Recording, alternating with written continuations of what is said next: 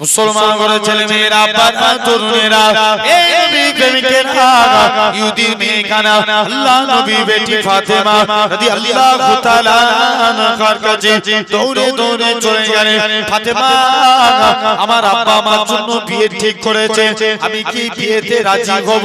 ফাতেমা বলে, কোন ইহুদি শুনে রেখে দাও, বাবা সন্তানের জন্য কখনো খারাপ চাই না, তুমি তোমার বাপ মায়ের কথা মতো বিবাহ করে নাও।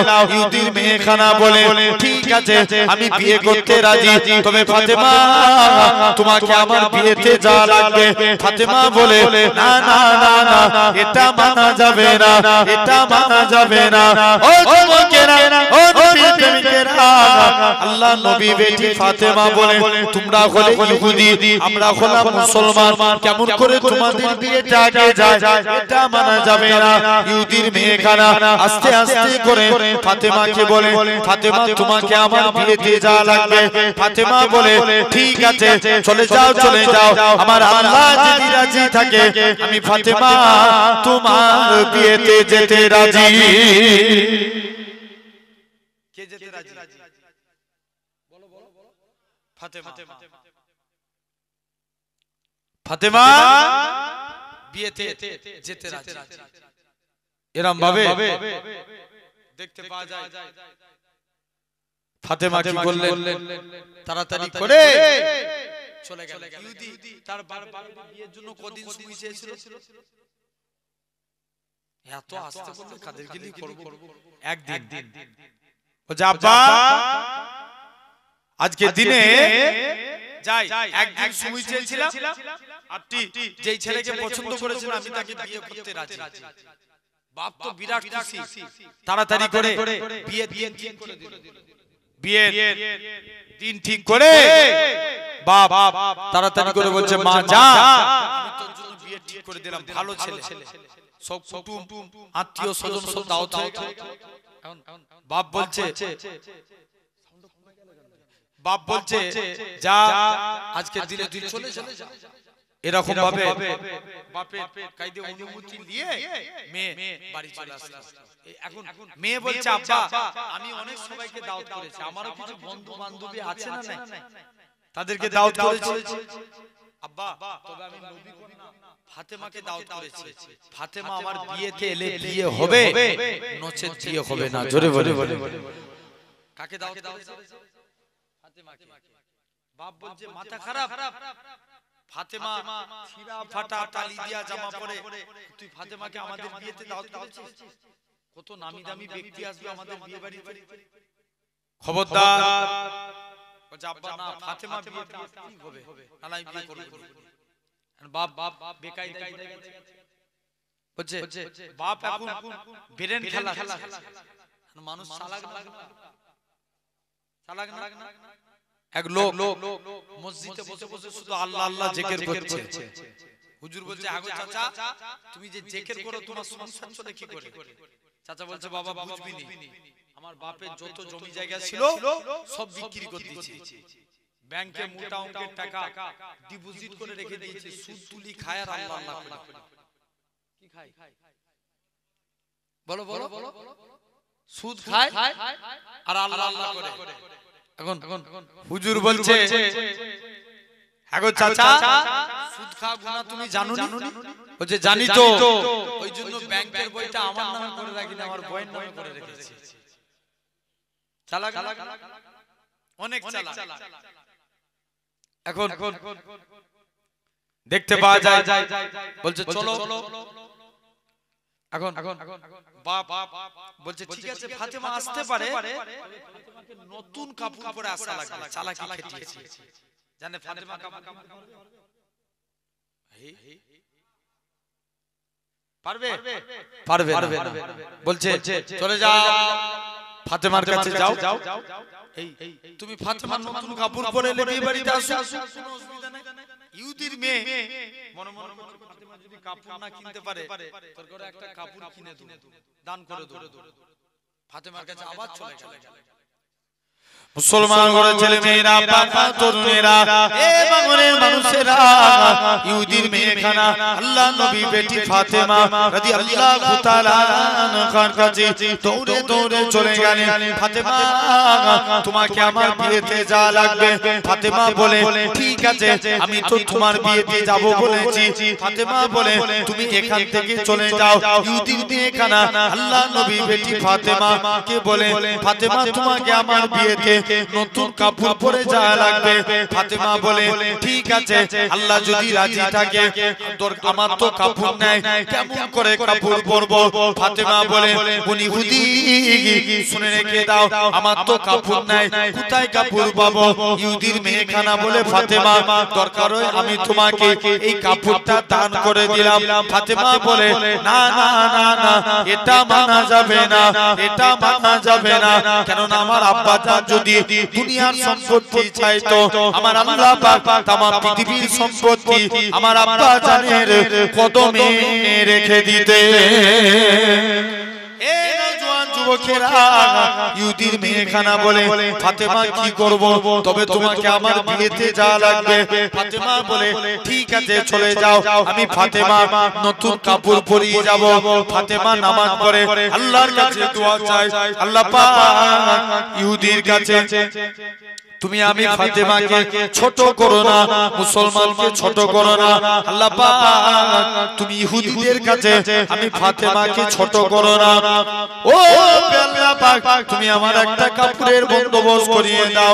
ফাতেমা দোয়া চাইতে দেরি, কাপড় আসতে দেরি হলো না।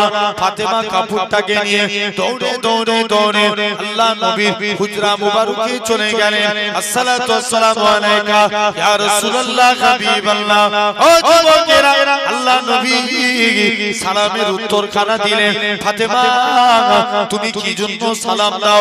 আব্বা জান, আজকের দিনে আমি একটা কাপড় দেখতে পেয়েছি, এই কাপড়টা কোথা থেকে এসেছে জানি না। হযরত জিবরাইল আমিন চলে আসে, ইয়া রাসূলুল্লাহ, হাবিবাল্লাহ। ফাতেমার ব্যবহারে আমার আল্লাহ খুশি হয়ে ফাতেমার জন্য জান্নাতুল ফেরদাউস থেকে আমার আল্লাহ শাড়ি খানা পাঠিয়েছে। ফাতেমা শাড়িটা পরে ইহুদির বিয়ে বাড়িতে চলে গেলেন। ফাতেমা শাড়ি পরে ইহুদির বিয়ে বাড়ি গেটে দাঁড়িয়ে আছে। ফাতেমা শাড়ি থেকে এমন নূর চমকাতে লাগে, গোটা ইহুদির বাড়িটা নূরা নূর আলোয় আলোকিত হয়ে গেছে। আরেকটু চিল্লে বলে তাকবীর একজন দান তো দেখি, তাকবীর দান।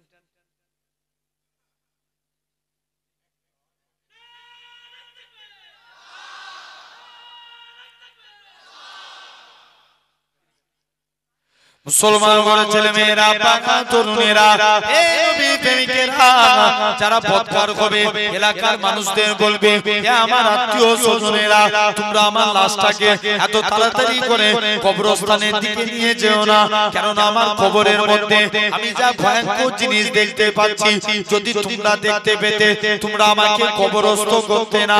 এরকম ভাবে তোমার ছেলে, তোমার খাটিয়া কাঁদে নিবে, তোমার জামাই কাঁদে নিবে, তোমার নাতি কাঁদে নিবে, তোমার পোতা কাঁদে নিবে, তোমার আত্মীয় স্বজন কাঁদে নিয়ে তারা তাসবিহ বলতে বলতে যাবে, আশহাদু আল্লা ইলাহা ইল্লাল্লাহ ওয়া আশহাদু আন্না মুহাম্মাদান আবদুহু ওয়া রাসূলুহু। এরকম তাসবিহ বলতে বলতে কবরের দিকে নিয়ে চলে যাবে। কবরবাসী আবারও কাঁদতে লাগবে, হে আমার আত্মীয় স্বজনেরা, তোমরা আমার লাশটাকে কবরস্থানের দিকে নিয়ে যেও না, কেননা আমার কবরের মধ্যে ভয়ঙ্কর আগুন জ্বলতেছে, তোমরা কবরে নিয়ে যাও না। না না না না, যারা আল্লাহর নবী বলেন, যারা ঈমানদার হবে, যারা নেককার হবে, এলাকার মানুষদের বলবে, হে আমার আত্মীয় স্বজনেরা, তোমরা আমার লাশটাকে তাড়াতাড়ি করে কবরস্থানের দিকে নিয়ে চলো, কেননা আমি আমার কবরের মধ্যে আল্লাহর দয়ার জান্নাত দেখতে পাই।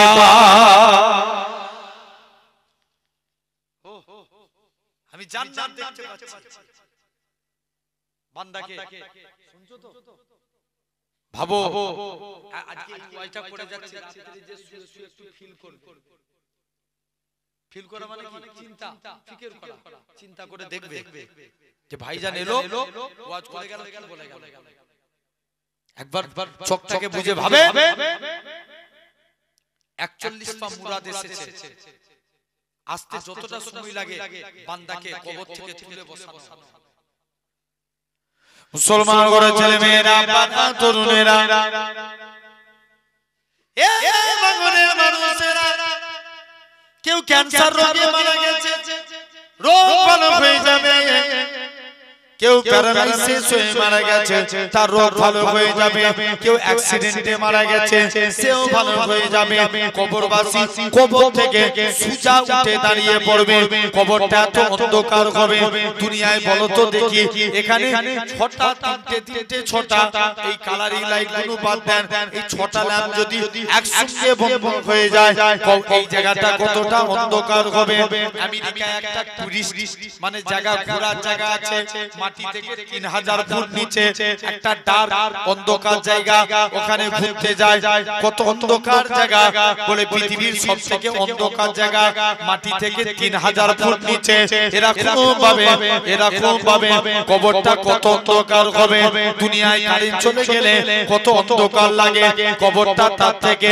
70 গুণ বেশি অন্ধকার হবে অন্ধকার কবরে কবরবাসী চিৎকার করে তোমাকে যে মাটি দিয়েছে তাদের পায়ের আওয়াজ শুনতে পাবে বড় ছেলে নাম ধরে ধরে ডাকবে বলে আমার ছেলে তোরা আমাকে তাড়াতাড়ি করে এখান থেকে বার কর আমি অন্ধকারে কেন পড়ে আছি আত্মীয় স্বজনের নাম ধরে ডাকবে কবরবাসী উঠে দাঁড়াতে যাবে কবরের বাঁশগুলো মাথায় ঠেকে যাবে কবরবাসী বুঝতে পেরে যাবে আমি কবরে চলে এসেছি মানুষেরা প্রতিটা বাবা বাবার কবরেতে মুটকা নাকি ফেরেশতা আসার আগে প্রতিটা বান্দা বান্দি কবরেতে হযরত রুমান আলাইহিস সালাম আসবে বান্দাকে তুলে বসাবে এই দুনিয়ার জমিনের বান্দা বলো তো দেখি আল্লাহ তোমায় 30 বছর হায়াত দিয়েছিল আল্লাহ তোমায় 50 বছর হায়াত দিয়েছে আল্লাহ তোমায় এরকম ভাবে 70 বছর হায়াত দিয়েছে তোমার যৌবন হালতটাকে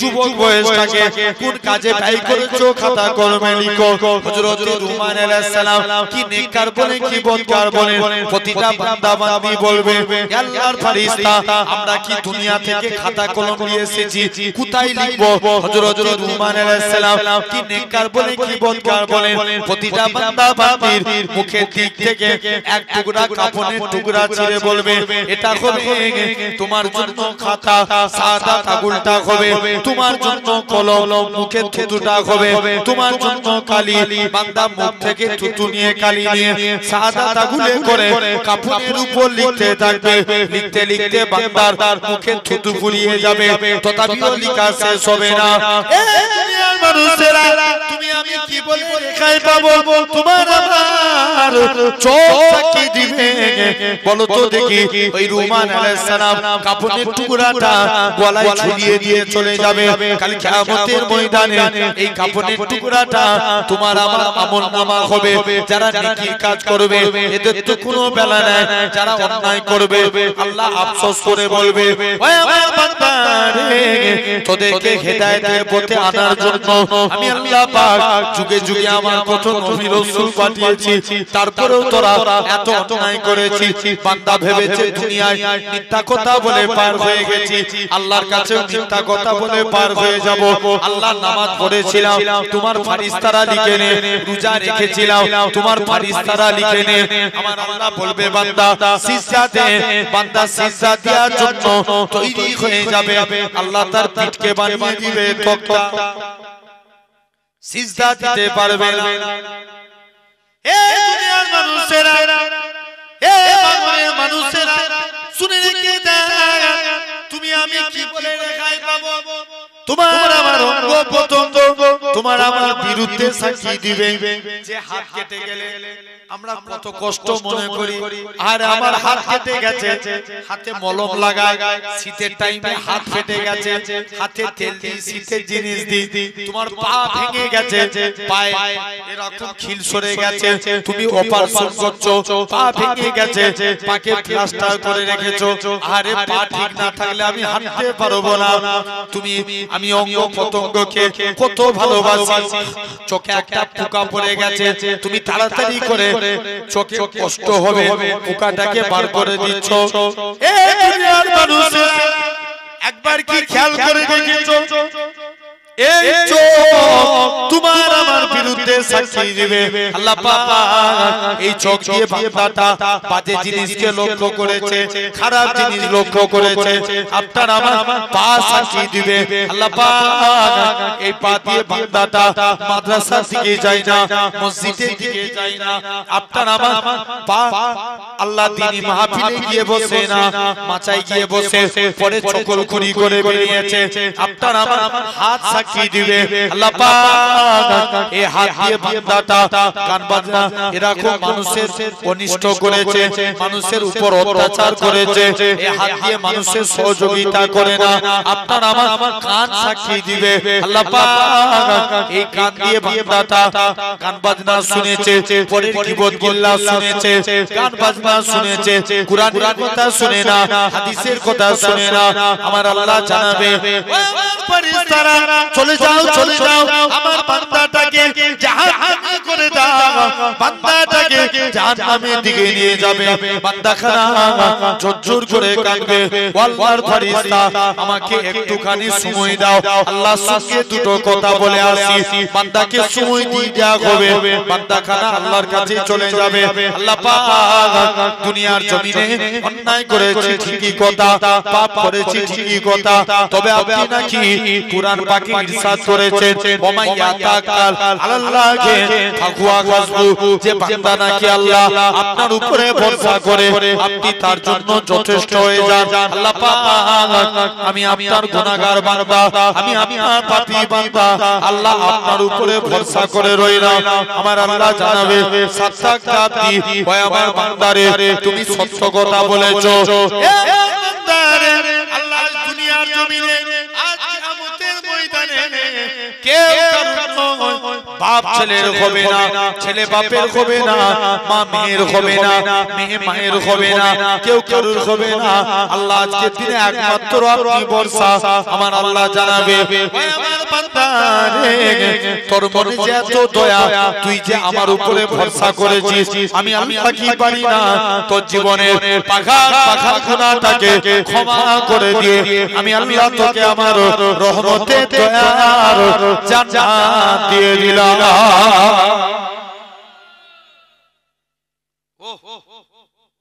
আমি আল্লাহ তোকে যা তাহলে খবরদার সোনার ভাইরা ভালো এরপরে আসবে কবরের চাপ কবরের দুদিকের মাটি ছোট হবে ডান দিকের পাঁজরা যারা বদকার হবে বাম দিকে করে বাম দিকের পাঁজরা ডান দিকে করে মুমিন বান্দাদেরও কবরের মাটি ছোট হবে কতটা দুনিয়ায় একটা মানুষ আরেকটা মানুষের সঙ্গে মুআনাকা করলে যেমন কোনো কষ্ট হয় না আল্লাহর মুমিন বান্দাদের কবরের মাটি মুআনাকা করে চলে যাবে জোরে বলো একটু জোর করে বলো আসেন তথাপিও এরপরে আসবে মুনকার নাকির ফেরেশতা বান্দা শুনছো মুনকার নাকির ফেরেশতা মাথার দিক থেকে প্রবেশ করবে আপনি আমি নামাজ পড়ি নামাজের আমলে জবানকে আল্লাহ খুলে দিবে জোরে বলো কিসের নামাজের আমলে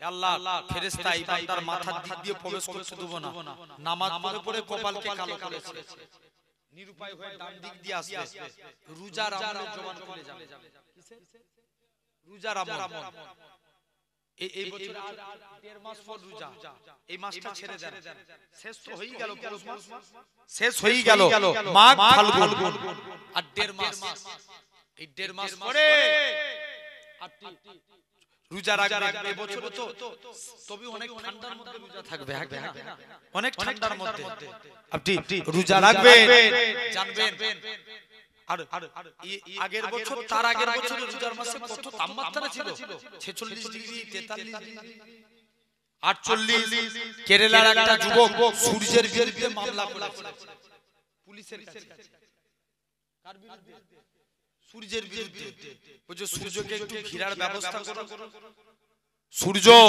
তাম পৃথিবীর মানুষকে হারিয়ে দিয়েছে আল্লাহর কসম সূর্য রোজাদার বান্দার কাছে হেরে গেছে জোরে বলে আর একটু চিল্লে হলো না কার কাছে হেরেছে রোজাদার বান্দার কাছে এই রোজার আমলে জবান খুলে দিবে ডান দিক দিয়ে প্রবেশ করতে দিবে না নিরুপায় হয়ে বাঁ দিক দিয়ে আসবে, দান সদকা যাকাতের আমলে জবান খুলে যাবে, প্রবেশ করতে দিবে না। নিরুপায় হয়ে পায়ের দিক থেকে আসবে, পিতামাতার খেদমতের আমলে জবান খুলে যাবে। এই বান্দা পায়ের দিক থেকে প্রবেশ করতে দেব না, কেন না বান্দাটা আল্লাহকে রাজি করার জন্য বাপ মায়ের খেদমত করেছে। জোরে বলে কাকে রাজি করার জন্য? আল্লাহকে রাজি করার জন্য। জেনে রেখে দেন। আসেন এরপরে গোটা বুখারী তন্ন তন্ন করে দেখেন, কবরের সওয়াল জবাব প্রসঙ্গে 7টা হাদিস এসেছে। কটা? 7টা। 6টা হাদিসে বলা হচ্ছে কবরে একটা সওয়াল করা হবে, যে নবীকে কবরে না হাজির করানো হবে, যে নবী চিনতে পারবে তার কবরে না যাত। জোরে বলবে না, আরেকটু জোরে বলো। যে নবী চিনতে পারবে না তার কবরে না যাত নাই। তাহলে আমরা কারা কারা নবী চিনতে চাই একটু হাত তুলে দেখান দেখি। হাত তুলে রাখতে হবে, আল্লাহ দেখছে। হাতগুলো তুলে রাখো, বড় করে তুলে রাখো। তাকবীর দেন দেখি, নারে তাকবীর। দে তাকবীর দে।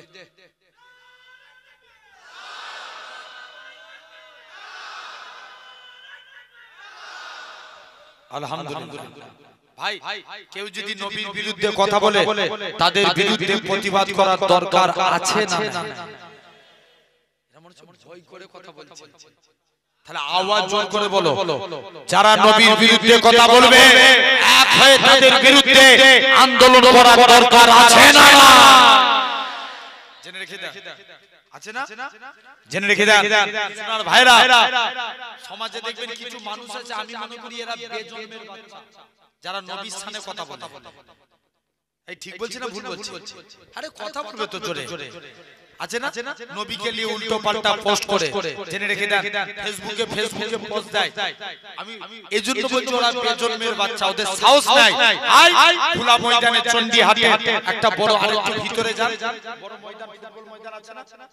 চন্ডিহাটে ফুটবল ময়দানে আয়, মুস্তাফার গোলামরা তোদের গর্দানকে জমিনাই করে দিবে। ঠিক কি না? জোরে বলে ঠিক কি না? নবীর সামনে কথা বলা সমাজে সবাই চায় ইসলামকে মিটিয়ে দিতে। আজকে লক্ষ্য করে দেখেন, দিকে দিকে মুহাফিলিং এর নামে আমার কওমকে পিটিয়ে পিটিয়ে মারা হচ্ছে। এই যুবক শুনছো? কাকে? আমার জাতিকে পিটিয়ে পিটিয়ে মারা হচ্ছে। আগেকার যুগে হিন্দু ভাইরা মন্দিরে কোথায়, আর এখন কোথায় খুঁজতে যাচ্ছে? মসজিদের নিচে। বুঝতে পারছেন ভাইরা, আপনারা তরুণেরা, এরকম এরা লাভ জিহাদের নামে পিটিয়ে পিটিয়ে মারে। আমার কওমের মেয়েরা বোরকা পরে স্কুলে গেলে তাদেরকে স্লেজিং করে। দিকে দিকে আল্লাহর ঘরগুলোকে অ্যাটাক করা হচ্ছে। ইসলামকে এরা চাইছে ইসলামকে মিটিয়ে দেব, ইসলামকে নাস্তানাবুদ করে দেব। ভাঙরের জমিনে দাঁড়িয়ে বলে যায়, ইসলাম যতদিন এই দুনিয়াতে পূর্ব আকাশ থেকে সূর্য উদিত হয়ে পশ্চিম আকাশে ডুববে, ইসলাম জিন্দাবাদ ছিল, জিন্দাবাদ আছে, জিন্দাবাদ থাকবে। জোরে বলে কেউ মিটাতে পারবে? জোর করে বলো।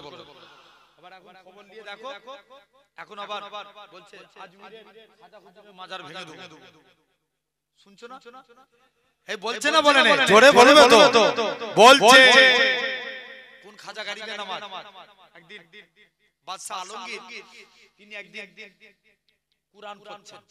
কুরআন পড়তে পড়তে কুরআনের একটা আয়াত পড়ছে, আলা ইন্না আউলিয়া আল্লাহি লা ইয়ামুত। আল্লাহর ওলি বান্দা যারা এরা মরে না, মরেও এরা জিন্দা। জোরে বলে এই বিশ্বাস করি তো আমরা নাকি? জেনে রেখে দেন। এখন চলে গেছে, বলছে চলো আজকে আমি যাব। শুনছো? বলছে আজকে দিল্লির জমিনে প্রতিটা কবরস্থানে যাব, যে সালাম দেব, যদি উত্তর পাই জানবো এটা আল্লাহর ওলির কবর, আর উত্তর না পেলে এটা আল্লাহর ওলির কবর না। চলে গেলেন এক কবরস্থানে।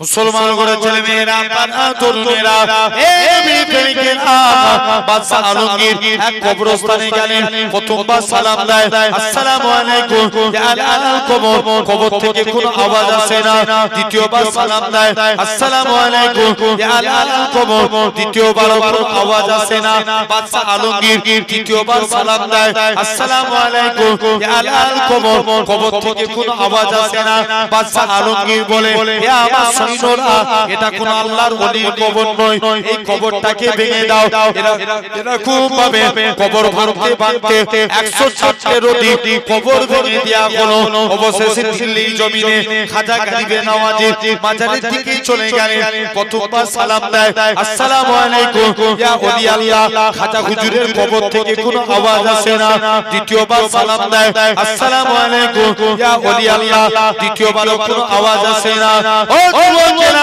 ও নবী প্রেমিকেরা তৃতীয়বার সালাম দেয় আসসালামু আলাইকুম ইয়া ওলি আল্লাহ খাজা হুজুরের মাজার থেকে সালামের উত্তর আসলো খাজা হুজুর বলে বাবা আল্লাহ তোমায় শোনার মতো পা দিয়েছে দেখার মতো পা দেয় না তুমি যখন আমায় বলে হুজুর আমি তো তিনবার সালাম দিলাম দুবার কেন উত্তর পেলাম না খাজা হুজুর বলে ও বাবা বাদশা আলমগীর শুনে রেখে দাও তুমি যখন আমায় প্রথমবার সালাম দিলে আমি খাজা গরিবে নওয়াজ রুহানি হালতে মদিনা শরীফে ছিলাম যখন তুমি আমায় দ্বিতীয়বার সালাম দিলে রুহানি হালতে মদিনা থেকে আজমিরের দিকে চলে আসলাম যখন তুমি আমায় তৃতীয়বার সালাম দিলে আমি আজমিরের জমিনে এসে সালামে জবাব দিয়ে দিলাম কোথায় এসে আজমিরের জমিনে এসে তাহলে ভাবো সেই খাজা হুজুরের মাজার ভাঙবে পারবে জোর করে বলো না তাহলে আসেন আমরা কার জন্য হাত তুললাম একটু আগে ইয়েস নবীর জন্য ভাই তাহলে নবীকে কবরে এনে হাজির করানো হবে যে নবী চিনতে পারবে তার কবরে না যান এক নাম্বার নবীর সুন্নাত মানেন কি মানবেন সুন্নাত আচ্ছা এই দাড়িটা কার সুন্নাত নবীর সুন্নাত এখান থেকে নবী বলছে যে দাড়ি রেখে কবরে গেল সে আল্লাহর ফেরেশতারা দেখিয়েছিল এ যেন মুস্তাফার গোলাম জোরে বলে এই এতগুলো মানুষ এখানে বসে আছে এখান থেকে একজন হাত তুলে বলো যে কোনদিন আর দাড়ি কাটি কেউ আছে তুমি রেখেছো রাখুনি তাহলে একজন যারা রাখুনি একজন হাত তুলে বলো কোনদিন দাড়ি কাটি তুমি রাখবে নিয়ত করছো কি নাম রেজাউল মোল্লা এই নাম শুনলে তো সব রেজাউল যদি কোনদিন দাড়ি কাটার খবর নেবে আমাকে ফোন করে জানাবে জেনে রেখে দাও খবরদার বাপ পুরো হয়ে গেছে কেউ হবে নিয়ত করো না বাপ বিশ্বাস করো আল্লাহ এই দাড়ি রেখে কবরে গেলে আল্লাহ দেখলেই চিনবে আল্লাহর ফেরেশতারা এরা নবীর গোলাম তাহলে রেজাউল হয়েছে বলো না মুরব্বি হয়ে গেছে বিশ্বাস করো না এই ধারণাটাই আমাদের কত বিদ্যার্থী অনেকে ভাবে যে আগে দাড়ি রাখার কাজ করতে হবে দাড়ি রাখবে মোটেও রাখতে পারবে জীবনে পারবে আর তুমি দাড়ি রাখো দাড়ি তোমাকে পরিবর্তন করবে জোরে বলে বুঝাতে পারলাম না জেনে রেখে দেন আমার ভাইরা আব্বারা তরুণেরা আমি এই অসংখ্য এক জায়গায় দাওয়াতে গেলাম একটা মুরব্বি চাচা হাত তুলে বলল যে বাবা আমি দাড়ি পরে বছর দিনে আমার দাওয়াত করেছে জলসায় গেছি যে দেখছি চাচা আমার সঙ্গে দেখা করতে শুধু আমাকে পীরের মতন ভালোবাসে বলছে বাবা আমাকে চিনতে পারছেন হ্যাঁ এই না তো যে আপনি আগের বছর এসেছিলেন দাড়ি রাখার ওয়াদা করেছিলেন এই যে আমি দাড়ি রেখেছি বাবা আমি দাড়ি রাখার পর মনে মনে নিয়ত করলাম যে আল্লাহ আমি নামাজ পড়ব নি আমি 5 ওয়াক্ত নামাজও পড়া ধরে ফেললাম এবং এই এক বছরের মধ্যে আল্লাহ আমাকে উমরা হজ করিয়ে নিয়ে চলে আসছে জোরে বলে তাহলে বুঝতে পারছেন না বুড়ো হয়ে গেছে কেউ দেখার না বিশ্বাস করো একবার চিন্তা করে দেখবে এই মুহূর্তে আল্লাহর ডাকেলে চলে যেতে হবে ভাঙড়ের মানুষ আল্লাহর কাছে কোন মুখ নিয়ে দাঁড়াবে না কবরে যে দাড়ি গজিয়ে যাবে কথা বলে কেউ যদি দাড়ি কেটে কবরে যায়, কবরে যে দাড়ি নতুন করে গজাবে, যে হালতে দুনিয়াতে তাকে দাফন করছেন যেরকম দেখতে পাবেন, কিয়ামতের দিন তাকে সেই হালতে দেখতে পাবেন। কোন দিন বললাম? কিয়ামতের দিন। যারা দাড়ি রাখা, তো দাড়ি রাখা অবস্থায় দেখবেন, যারা দাড়ি কাটা অবস্থায় কবর দিয়েছেন তাদেরকে দাড়ি কাটা অবস্থাতেই কবরে কিয়ামতের দিন দেখতে পাবেন। নাজাত মিলবে তো? ইমাম গাজ্জালি বলছে, নবী বলেছে যে দাড়ি কাটলো সে আমার উম্মতি নয়। মুসলমান ছেলে মেয়েরা, বাবা তরুণেরা, এই নবী প্রেমিকেরা, মহিলা খানা তার মাথা খানা খুলে দেখায়। মাথা বলে কোনো জিনিস নাই, কেবল মাত্র মগজ গুলো দেখা যায়, আর হাড্ডি বলে কোনো জিনিস নাই। মহিলা খানা কাঁদে আর বলে, এ পাকিস্তান গুলগাটে মানুষেরা, মারে তোমার এরকম অবস্থা কি করে হয়েছে? মহিলা খানা কাঁদে আর বলে, এ পাকিস্তান গুলগাটে মানুষেরা, শুনে রেখে দাও, আল্লাহ পাক আমি মেয়েদের পর্দা করা ফরজ করেছিল, কিন্তু আমি মাথা টিকিয়ে রাখা ফরজ করেছে, কিন্তু আমি মাথা খুলে দুনিয়ায় ঘুরে ঘুরে বেড়াতাম, চুলে শ্যাম্পু লাগিয়ে ঘুরে বেড়াতাম, যাতে করে এলাকার যুবকরা আমার প্রতি ফিদা হয়ে যায়, আমার প্রতি দিওয়ানা হয়ে যায়। এই জন্য আল্লাহ পাক প্রথম প্রকার শাস্তি আমার কবরের মধ্যে দিয়েছে, মাথার মধ্যে দিয়েছে। 2 নম্বর সে তার ঠোঁটখানা খুলে দেখায়। ঠোঁট বলে কোনো জিনিস নাই, কেবল মাত্র মারিগুলো দেখা যায়। পাকিস্তানের মানুষেরা বলে, এ দুনিয়ার মানুষেরা বলো তো দেখি, এ পাকিস্তানের মানুষেরা শুনে রেখে দাও, আল্লাহ মেয়েদের মুখ ঢেকে রাখা ফরজ করেছিল, কিন্তু আমি ঠোঁটে লিপস্টিক লাগিয়ে ঘুরতাম, যাতে করে এলাকার যুবকরা আমার প্রতি ফিদা হয়ে যায়, আমার প্রতি দিওয়ানা হয়ে যায়। এই জন্য আল্লাহ পাক দ্বিতীয় প্রকার শাস্তি আমার ঠোঁটের মধ্যে দিয়েছে, সে তার চেহারাখানা খুলে দেখায়। চেহারা বলে কোনো জিনিস নাই, কেবল মাত্র হাড়-হাড্ডি দেখা যায়। পাকিস্তানের মানুষেরা বলে, এ মামে ছেলে বলো তো দেখি কি কারণে তোমার এরকম পরিস্থিতি? পাকিস্তানের মহিলাখানা বলে, এ পাকিস্তানের মানুষেরা শুনে রেখে দাও, আল্লাহ মেয়েদের জন্য পর্দা করা ফরজে আইন করেছে। আমি বেপরদাগিভাবে রাস্তায় ঘোরাফেরা করতাম, এই জন্য আল্লাহ পাক তৃতীয় প্রকার শাস্তি কবরের মধ্যে দিয়েছে। কটা? চুপ করে থাকলে হবে না, বলো বলো কটা? 3টে। মহিলাটা ইন্তেকাল হয়ে গেল, আবার তাকে দাফন করে দিল। এখানে অনেক ভাই আছে, হ্যাঁ কি না? তাদের বোন আছে না নাই? বোন আছে, যদি রাস্তায় বেপরদাহীন ভাবে ঘুরে, আপনি একটা কঞ্চি কাটবেন, কঞ্চি বুঝেন তো? কঞ্চি করে চাপকাবেন। বাপেদেরকে বলে যাচ্ছি, যদি মেয়েরা রাস্তায় বেপরদাহীন ভাবে ঘুরে, আপনি তাকে প্রটেস্ট করেন, তারপরেও যদি না শুনে কঞ্চি করে চাপকান, একটা মেয়ে জানবেন 3 জনকে জাহান্নামী করবে, নিজে হবে সাথে সাথে জোরে বলো 3 জন। 1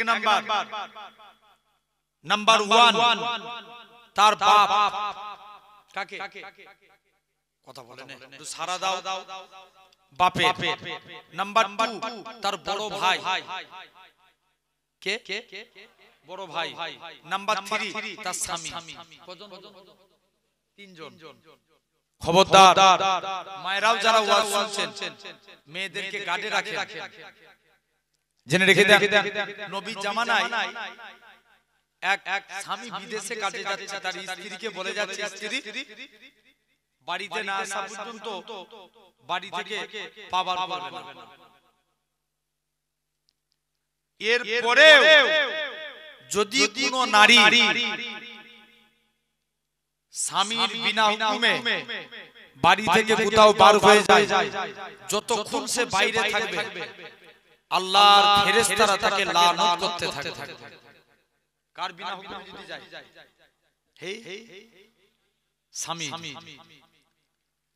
তো এখন স্বামী বিদেশে কাজে চলে গেছে, স্ত্রীকে বলে গেল বাড়ি থেকে কোথাও পাবার করবে না।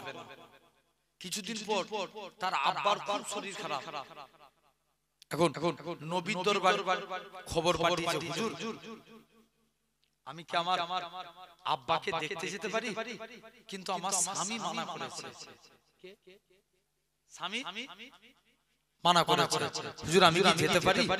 আল্লাহ নবী বলছে, মা তোমার না যাওয়াটাই উত্তম, তবে তুমি এর পরেও যদি যাও এটা তোমার ব্যক্তিগত ব্যাপার। মহিলাটা সবর করে গেল, বাড়িতে আর গেলেন না। কিছুদিন পর তার আব্বাটা ইন্তেকাল হয়ে গেছে। আবার নবীর দরবারে খবর পাঠাচ্ছে, হুজুর আমার বাপটা মারা গেছে, এবার কি আমি আমার আব্বাকে দেখতে যেতে পারি? তবে আমার স্বামী মানা করেছে। নবী বলছে, না মা তোমার না যাওয়াটাই উত্তম। মহিলা সবর করে রয়ে গেল। যেই সবর করে গেলে মহিলা সবর করে ওখানেই রয়ে গেলে। দেখতে পাওয়া যায় মহিলা খানা সবর করে গেলে। এখন কিছুদিন পর মেয়েটা একদিন নামাজ পড়ে রাত্রে শুয়ে আছে, স্বপ্ন দেখছে তার বাপটা আল্লাহর জান্নাতি হয়ে ঘুরছে। বাপ বলে, মারে দুনিয়ার জমিনে আমার এমন কোন নেক আমল থাকে না যার ওসিলায় আমি নাজাত পেতাম, কিন্তু তুই মেয়ে তোর স্বামীর প্রতি খেদমত করাটাকে, তোর আখলাকটাকে, তোর আদবটাকে, তোর শিষ্টাচারটাকে আমার আল্লাহ কবুল করে নিয়ে তুই মেয়ে তোর ওসিলায় আমি তোর বাপকে জান্নাতি করে দিয়েছি। ভাবেন, মন দিয়ে শুনবেন, তাহলে খবরদার আমাদেরকে ভাবা লাগবে, জেনে রেখে দেন তোতাবিও সোনার ভাইরা। তাহলে আজ সেই জায়গায় আপনি আমি বসেছি। খবরদার আল্লাহর দিকে ফিরে আসেন, বলেন ইনশাআল্লাহ। জোর করে বলো ইনশাআল্লাহ। দেখেন তাহলে আমরা মেয়েদেরকে ভালো যুক্তি দেব, কাদেরকে? মহিলাদেরকে ভালো যুক্তি দেন। এক ইহুদির মেয়ে ছিল, মন দিয়ে শুনবেন। কার মেয়ে ছিল? ইহুদি তার মেয়ের বিয়ে ঠিক করবে, নিয়ত করেছে। শুনছো তো? কি করবে? মেয়ের বিয়ে ঠিক করবে, নিয়ত করেছে। মেয়ের বিয়ে ঠিক করেছে। মেয়ে বলছে, আব্বা আমি বিয়ে করতে পারি, আমার একটা দিন সময় দিতে হবে। একদিন। এখন বাপের কাছে সময় চেয়ে নিয়ে মেয়ে মনে মনে করছে, আমি যার কাছে দিয়ে যাই সেই আমাকে খারাপ যুক্তি দেয়।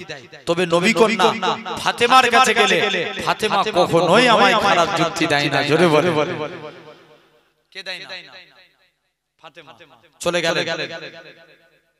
ফাতেমার কাছে। একদিন বলছে, যাই ফাতেমার কাছে চলে যাই।